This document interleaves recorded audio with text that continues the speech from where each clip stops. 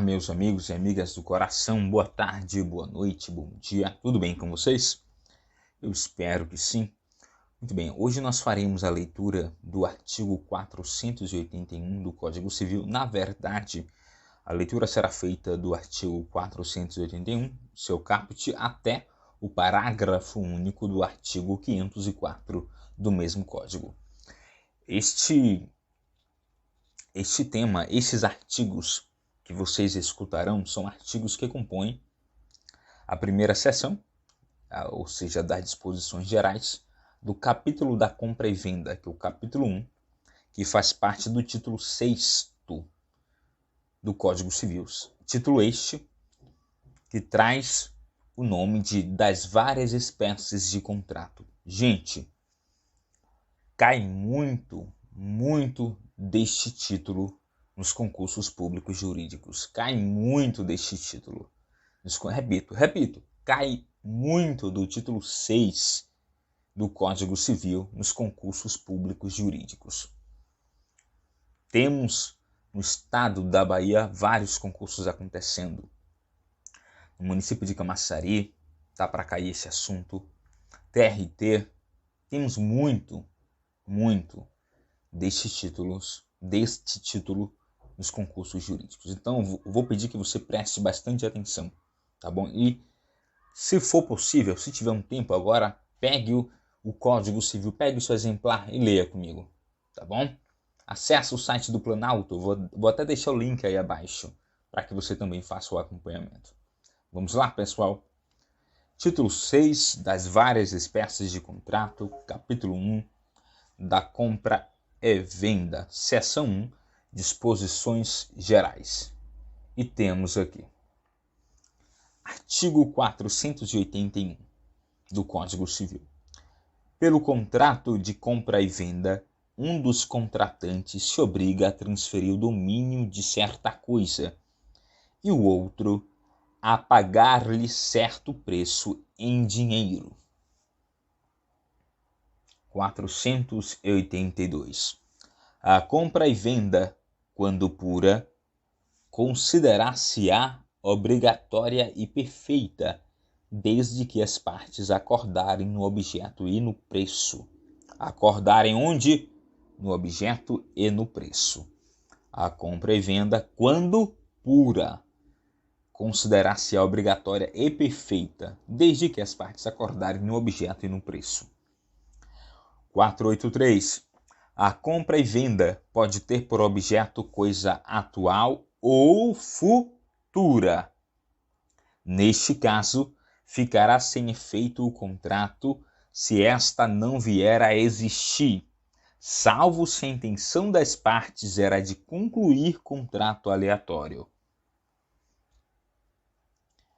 484. Se a venda se realizar à vista de amostras, protótipos ou modelos, entender-se-á que o vendedor assegura ter a coisa, as qualidades que a elas correspondem. Entenderam isso aqui? Vamos de novo. Se a venda se realizar à vista de amostras, protótipos ou modelos, entender-se-á que o vendedor assegura ter a coisa, as qualidades que a elas correspondem. Entende? Então, não só presume-se-á, entender-se-á que o vendedor possui a coisa que está ali, a amostra, tanto o modelo ou protótipo, como também as qualidades que correspondam a esta coisa, que correspondem a esta amostra. Entendem? Parágrafo único. Prevalece a amostra, o protótipo ou modelo, se houver contradição ou diferença com a maneira pela qual se descreveu a coisa no contrato. Que lindo, gente, que lindo. Artigo 485. A fixação do preço pode ser deixada ao arbítrio de terceiro, que os contratantes logo designarem ou prometerem designar. Se o terceiro não aceitar a incumbência, ficará sem efeito o contrato, salvo quando acordarem os contratantes designar outra pessoa. Maravilha. 486. Também se poderá deixar a fixação do preço à taxa de mercado ou de bolsa em certo e determinado dia e lugar. Em certo e determinado dia e lugar. É lícito para as partes fixar o preço em função de índices ou parâmetros, desde que suscetíveis de objetiva determinação. Convencionada a venda sem fixação de preço ou de critérios para a sua determinação, se não houver tabelamento oficial, entende-se que as partes se sujeitaram ao preço corrente nas vendas habituais do vendedor. Entendi? Repetindo 488. Convencionada a venda sem fixação de preço ou de critérios para a sua determinação, se não houver tabelamento oficial. Olhe esta exceção aqui, ó. Marca isso aí, seu Vade. Se não houver tabelamento oficial, entende-se que as partes se sujeitaram ao preço corrente nas vendas habituais do vendedor. Parágrafo único. Na falta de acordo, por ter havido diversidade de preço, prevalecerá o termo médio.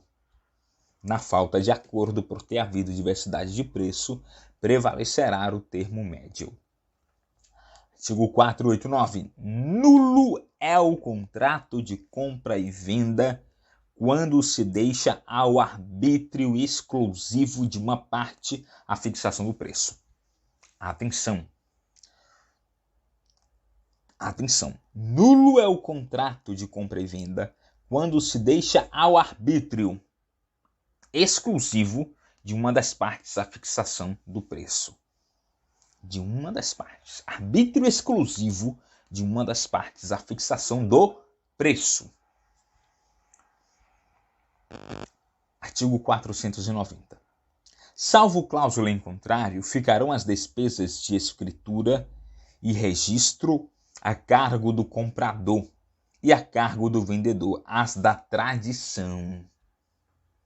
Perfeito isso aqui, não é? Salvo cláusula em contrário, a não ser que haja uma cláusula em contrário, ficarão as despesas de escritura e registro a cargo do comprador, será obrigação do comprador, e a cargo do vendedor, as da tradição. Artigo 491. Não sendo a venda a crédito, o vendedor não é obrigado a entregar coisa antes de receber o preço. Não sendo a venda a crédito, o vendedor não é obrigado a entregar a coisa antes de receber o preço. 492. Até o momento da tradição, os riscos da coisa correm por conta do vendedor e os do preço por conta do comprador. Até o momento da tradição, os riscos da coisa correm por conta do vendedor e os do preço por conta do comprador. Parágrafo 1º. Todavia, os casos fortuitos ocorrentes no ato de contar, marcar ou assinalar coisas que comumente se recebem, contando, pesando, medindo ou assinalando e que já tiverem sido postas à disposição do comprador, correrão por conta deste. Correrão por conta deste. Parágrafo 2º. Correrão também por conta do comprador os riscos das referidas coisas se estiverem em mora de receber, se estiverem em mora de as receber, quando postas à sua disposição no tempo, lugar e pelo modo ajustados. Artigo 493. A tradição da coisa vendida, na falta de estipulação expressa, dá-se-á no lugar onde ela se encontra ao tempo da venda. Repetindo, a tradição da coisa vendida, na falta de estipulação expressa, dá-se-á dar-se-á a tradição da coisa vendida no lugar onde ela se encontrava, quando ao tempo da venda. Artigo 494. A tradição da coisa vendida. 494. Se a coisa for expedida para lugar diverso, por ordem do comprador, por sua conta correrão os riscos, uma vez entregue a quem haja de transportá-lo ou de transportá-la, salvo se das instruções dele se afastar o vendedor. Vamos repetir aqui. Artigo 494. Se a coisa for expedida para lugar diverso por ordem do comprador, por sua conta correrão os riscos, uma vez entregue a quem haja de transportá-la, salvo se das instruções dele se afastar o vendedor. Importantíssimo isso aqui. Artigo 495. Não obstante o prazo ajustado para o pagamento, se antes da tradição o comprador cair em insolvência, poderá o vendedor sobrestar na entrega da coisa até que o comprador lhe dê caução de pagar no tempo ajustado. Total sentido. Vou repetir. Artigo 495. Não obstante o prazo ajustado para o pagamento, se antes da tradição o comprador cair em insolvência, poderá o vendedor sobrestar na entrega da coisa até que o comprador lhe dê caução de pagar no tempo ajustado. Artigo 496. Atenção, atenção, atenção. É anulável a venda de ascendentes a descendentes, salvo se os outros descendentes e o cônjuge do alienante expressamente houverem consentido. Repetindo, artigo 496, sublinha, anota aí. É anulável a venda de ascendentes para descendentes. É anulável a venda de ascendentes para descendentes, de ascendentes a ascendentes, entenderam? Salvo se os outros descendentes e o cônjuge do alienante expressamente houverem consentido. Expressamente houverem consentido. Parágrafo único. Em ambos os casos, dispensa-se o consentimento do cônjuge se o regime de bens for da separação obrigatória. Total sentido, não é? Em ambos os casos, dispensa-se o consentimento do cônjuge se o regime de bens for da separação obrigatória. Artigo 497, caput. Sob pena de nulidade, não podem ser comprados, ainda que em asta pública, inciso 1, pelos tutores, curadores, testamenteiros e administradores os bens confiados à sua guarda ou administração. Inciso 2. Pelos servidores públicos em geral, os bens ou direitos da pessoa jurídica que servirem ou que estejam sob sua administração direta ou indireta. Inciso 3. Pelos juízes, secretários de tribunais, arbitradores, peritos e outros serventuários ou auxiliares da justiça, os bens ou direitos sobre que se litigar em tribunal, juízo ou conselho no lugar onde servirem ou a que se estender a sua autoridade. Inciso 4. Pelos leiloeiros e seus prepostos, os bens de cuja venda estejam encarregados.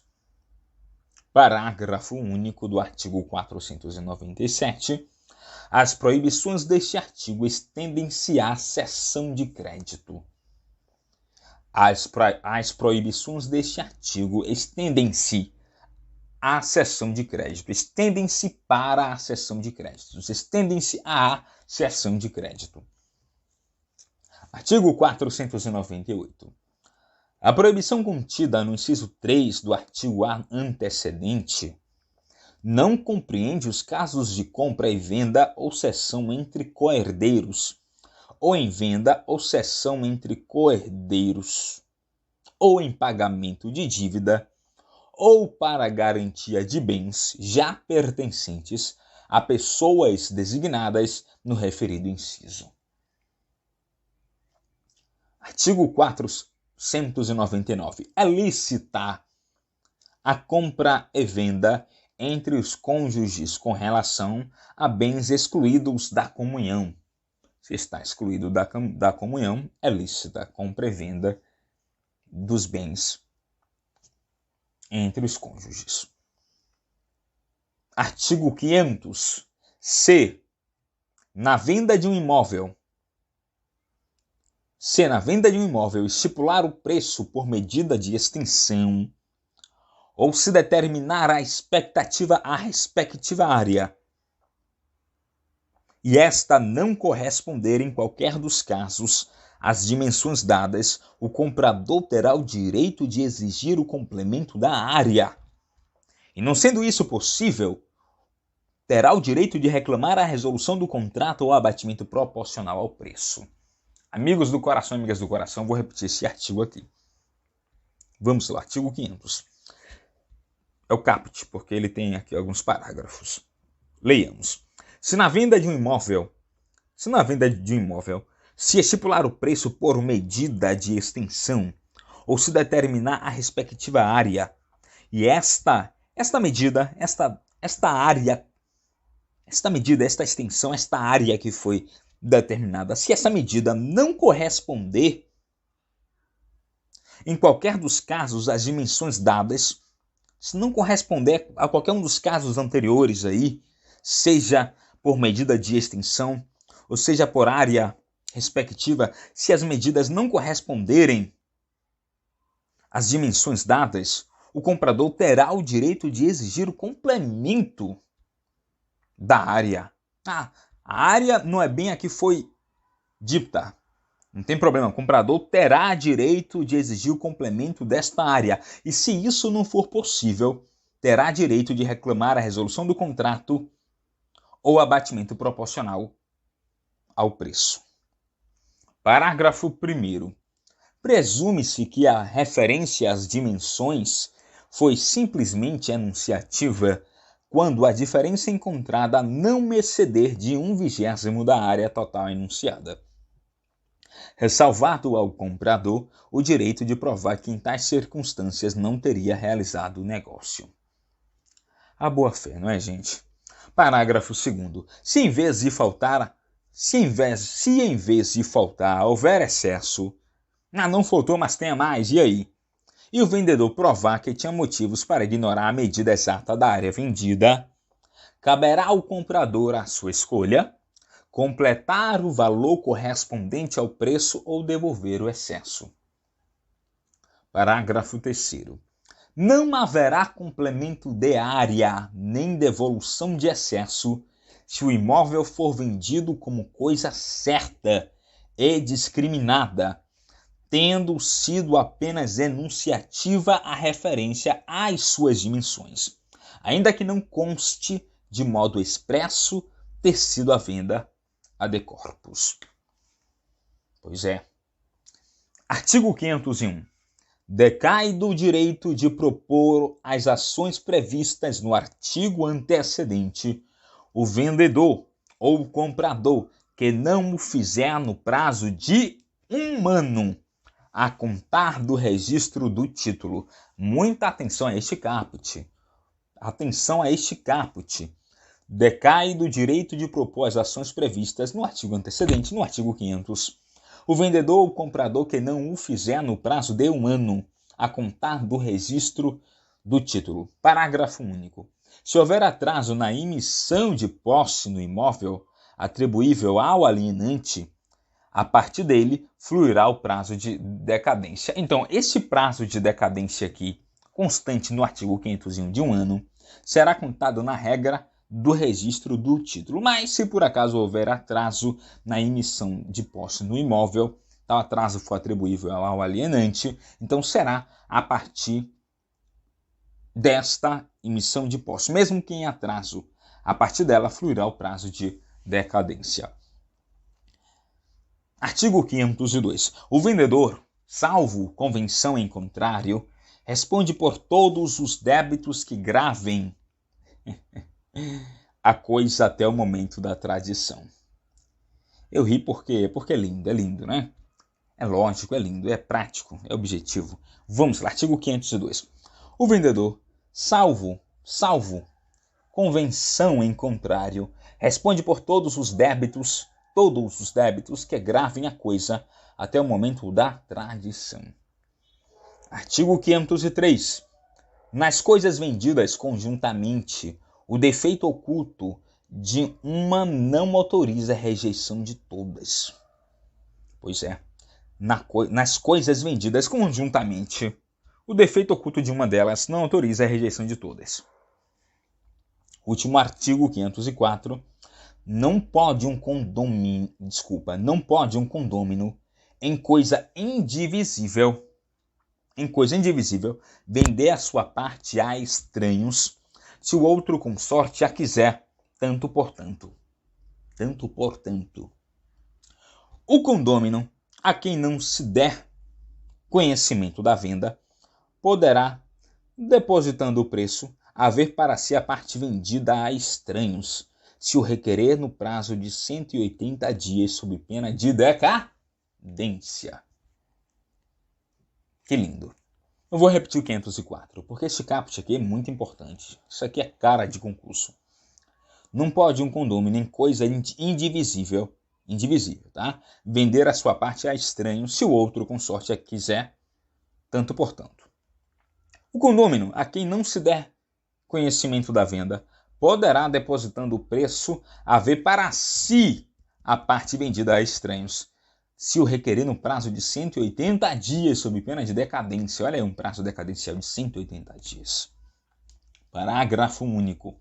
Sendo muitos os condôminos, preferirá o que tiver benfeitorias de maior valor, e na falta de benfeitorias, o de quião maior.